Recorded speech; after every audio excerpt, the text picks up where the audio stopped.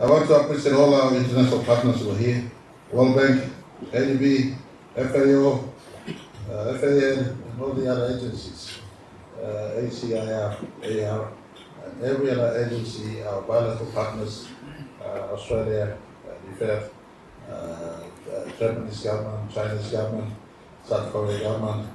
I know at the national government level, the Taiwanese government always do step in to assist. And I just want to appreciate all bilateral partners who have been part and parcel of us in our agricultural conversations. All leaders of provinces, other provinces and districts who may be here, all community board chairs and CEOs, representatives of financial institutions who also may be here, all industry leaders, business partners. I want to appreciate those of you who are operating here in Marape province, who may be here.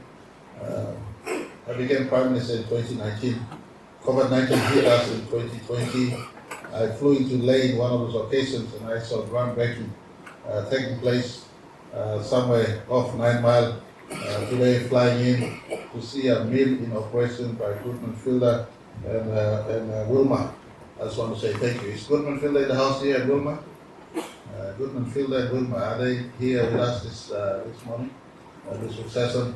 In any case, I want to say thank you to them. Close to a billion kina worth of investment in flour mill and rice. Flour mill and rice alone, and that has taken place in the last 5 years. Today it is operational. I just want to appreciate Goodman Fielder and Wilma for your contribution. I know other businesses are here. I see my friend Mr. Robert Nikare, three from the Liberian oil palms. Everybody, all other companies who are here. In Leh, we obviously have Zinak, Manual Holdings in the New table, where you have every other business that are here in this part of our country. Sincerely appreciate your presence. As you have known, our continued advocacy for agriculture. For all of you who are in business in PNG, you must pick up any benefits that is on offer in as far as agricultural focus is concerned. I'm not a prophet, but I want to put it to all of you here today in agriculture. Whilst climate change is the contemporary conversation on the lips of every public policy makers and private stakeholders, climate change may seem to be seen as the number one threat, but write this down. Food insecurity will be a greater challenge globally going forward into the future. Food insecurity. Every day, the number one need, apart from oxygen, is food and water. Is that correct? Unless you belong to another species, if you're a human being, if you're Homo sapien, if you're a human being, then food ranks number one. Food ranks number one. Then you go down to house, shelter, clothes, marriage, school fee, and everything else on the line. Number one, apart from oxygen, is food. And unlike as futurists, prime ministers are not always living only in the present, but we try to look on what's coming on next year, what's coming on in 5 years' time, what's coming on in 10 years' time, what's coming on in 20 years' time. Prime ministers are futurists always. So as a futurist, I see food insecurity facing planet Earth.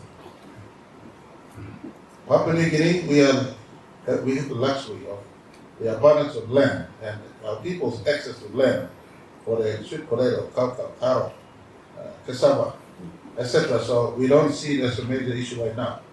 But in the world around us, and for Papua New Guinea too, more so lately dependent on rice as a staple. You ask me this question: if suddenly typhoon based on climate change induced weather pattern changes, and typhoon ravages Thailand, a big rice producer, ravages Myanmar, ravages Vietnam, ravages Indonesia, this part of the world, and Philippines, then it suddenly becomes an important security issue. And so those at United Nations, FAO, and others are better qualified to speak on this. I am not qualified, but just as someone who looks into the future and try to plan our country going forward into time, I see food as a major issue. So Marape's continued advocacy for focus on agriculture achieves a couple of things for our country. First and foremost, import replacement and food sufficiency for our own 10 million people. Secondly, export focus. This morning, this is a shift me all the 7th advertisement. This is my second coffee. I inoculate myself with caffeine just to keep me going every day, especially when I work 18 hours a day. I just need to be up for the next day's challenge. This is my second cup of coffee. By the end, 3 o'clock comes around, I would have had 4 cups of coffee today. 4 cups. If you go by Starbucks, rate of $4 on average coffee, globally speaking. And if of the 8 billion people worldwide, just 1 billion people drink 1 cup of coffee a day. That's $4 billion spent on coffee a day. And you ask me this question, which is everyday expenditure? Is it gold, is it oil and gas, or is it coffee and rice and beef for the afternoon, and poultry for the afternoon? Every day, people spend money on agriculture, produce. Papua New Guinea, wake up. Expect your country to be flush with money from oil, gold, and gas. These are non-renewable resources. They have a sunset clause. They have life to those projects that we issued license.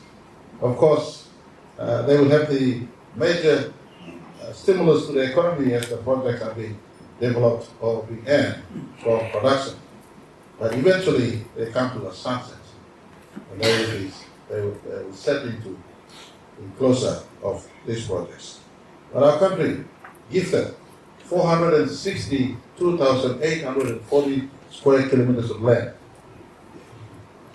97% of them held by our people.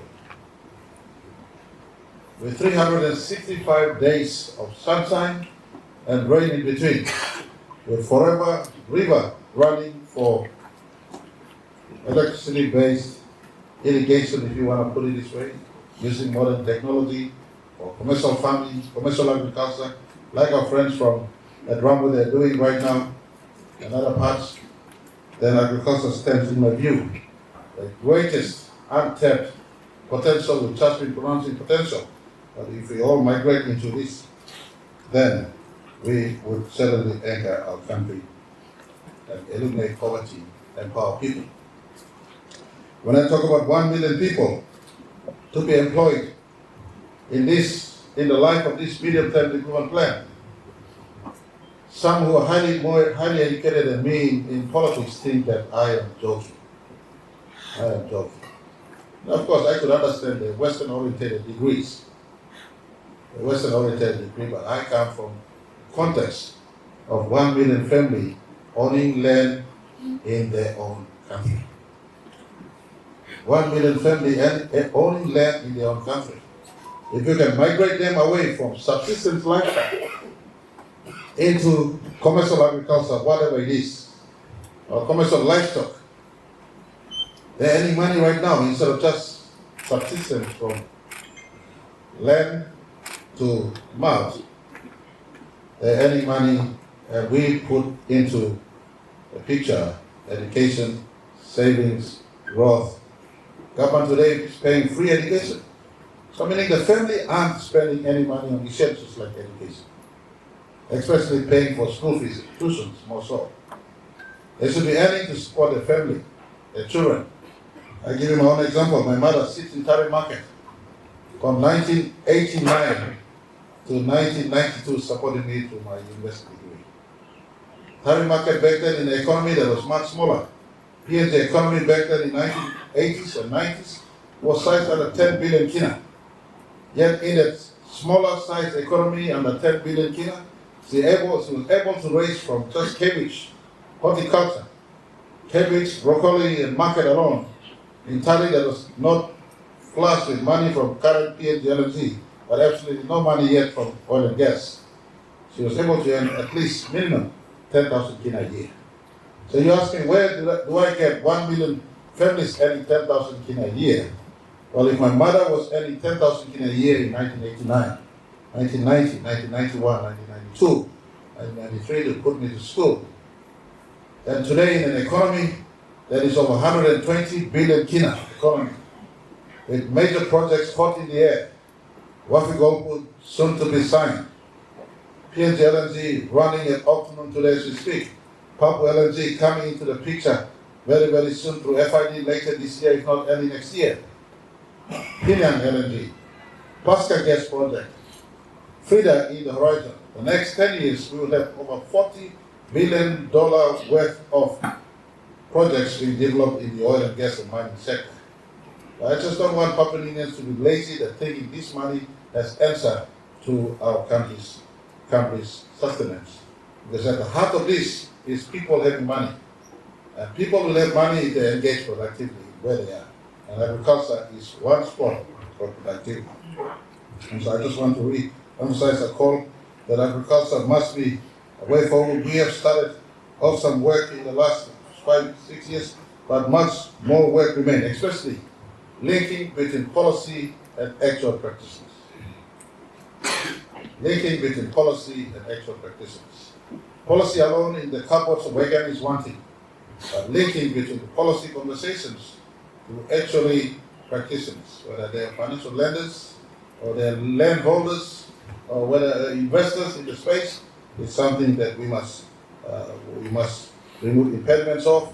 And I look forward to the outcome of this conversation, whatever it is, especially from our private sector investors in country. You tell us what we must do. What is it that we must do in lands and land accessibility to make it better? What is it that we must do in financial lending space that we must do better?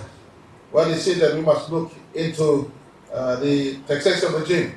And I want all of you to have a look in a new Income Tax Act amendment with it. There's an incentive for rural investment. There's an incentive for agriculture-based investors. If there's more space that we must do into that space, in terms of Income Tax Act and regulations, we stand ready to assist those of you in the agriculture sector. My only request is take my people with you. If they're landowners, we don't want to alienate them from the land.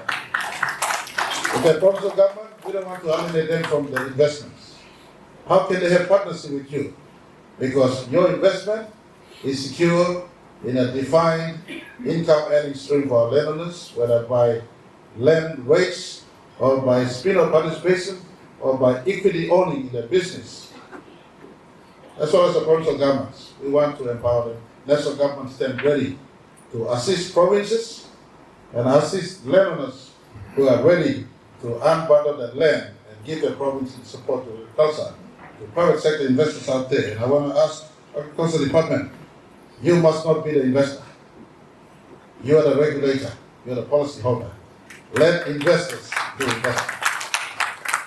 Let investors do investment. We envelope them with the right regulatory framework, the right incentives, assist in mediating with the provincial government, landowners, and the investors. Allow provincial government to participate as holder in the business, landowners as holder, and also rate collector in the business. And together, we can make private sector investment drive the agricultural sector in our country going forward. Am I right or not? I believe there's a way forward to this one. Landowners win, provincial government win, investors win, and of course, ultimately, national government for the country wins for our people. To our people out there in our country, government paying school fees being paid for beginning the year. Government helping you house system. Connect PNG, like open Morgan Hub, especially where the agricultural land. Don't you think Connect PNG is done in isolation or a scam, as some prognosis-based politicians allude to? It is not scam. It is a road that must lead to where people and lands. Don't tell me Kantibas don't know how to grow their coffee. Don't tell me Marawakas don't know how to grow their coffee.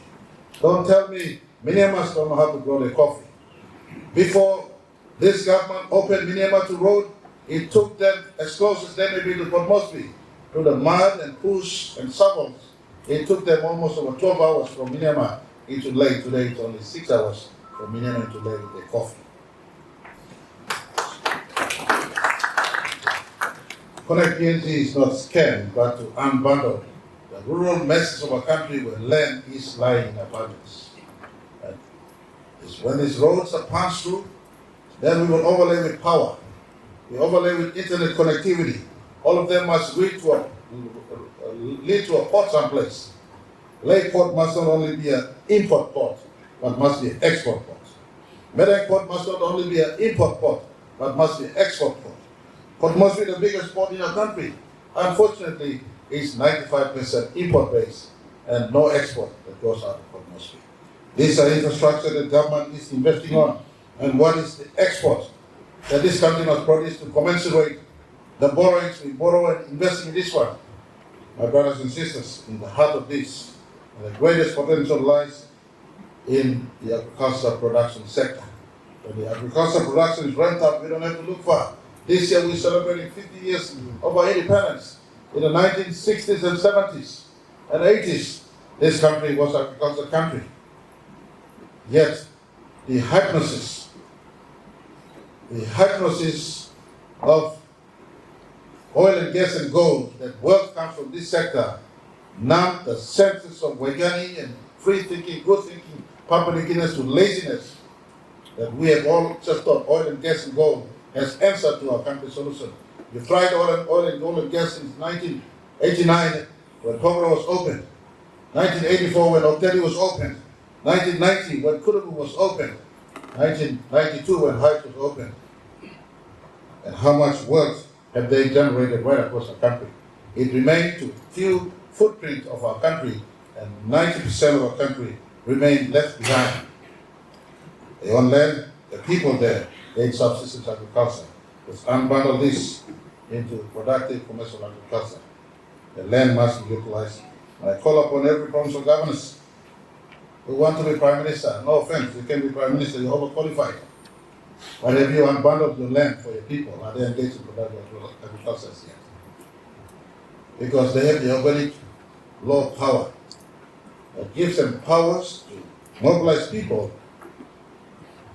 to unbundle land and to make sure the provinces is ready for growth. I call upon any provincial governors out there who want to partner to unbundle land. Your moment has been here since 2019. We have funded, set aside by national budget, the last 3 budgets, 200 million kina every year to unbundle land or for land mobilization with provincial landowners. That fund still sits. That fund will be in budget for next year. And so long as Pangu-led government remains in office, we'll have fund for land mobilization. We'll have fund for credit scheme facility. We'll have fund for Connect PNG to reach farmers and people in rural areas. We have funds to put major ports and develop like we're currently developing all our major ports. I just want our provincial governments and leaders and people to rise up and partner private sectors who want to come and invest in agriculture. In conclusion, PNG sits in a very important, we sit in the cusp of the next wave of global economic power shift. I want to repeat this.